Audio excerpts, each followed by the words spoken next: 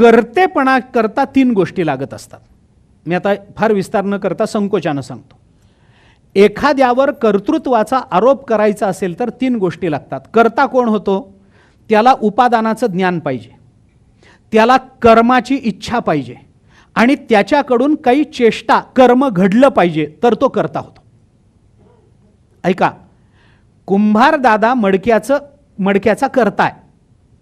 मडकं निर्माण करणारा कुंभार दादा आहे. कुंभार दादा करता का? कारण त्या मडक्याचं उपादान कारण जी मृत्तिका, त्या मातीचं त्याला ज्ञान असावं लागतं. कोणत्या पातीपासून मडकं घडतं हे त्याला कळलं पाहिजे. नाहीतर बाजारात किंवा बाहेर गेला, जाता जाता वाळवंट लागलं म्हणून पोतभर वाळू घरी आणली आणि त्याच्यापासून मडकं बनवायला लागला, तर तो कधीही करता होणार नाही. कारण मडक्यापासून त्या वाळूपासून मडकं बनणार नाही.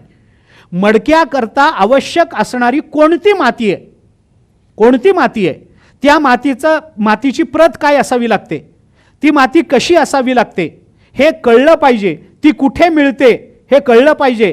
ज्याच्या शेतात ती माती आहे ती त्याच्यापासून रात्री कशी आणली पाहिजे याचं कौशल्य पाहिजे, तर मग त्याला कर्तृत्वाचा आरोप त्याच्यावर करता येईल. म्हणजे उपादानाचं साक्षात ज्ञान पाहिजे.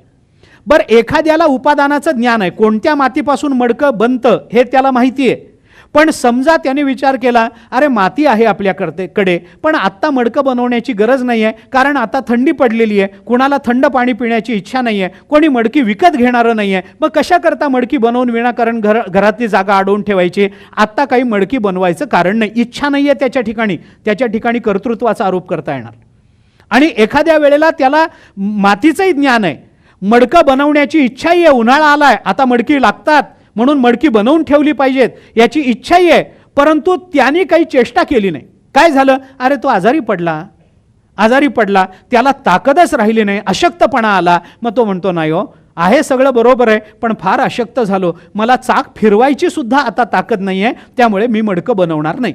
म्हणजे काय झालं? त्याच्या ठिकाणी काही चेष्टा कर्म घडलं नाही.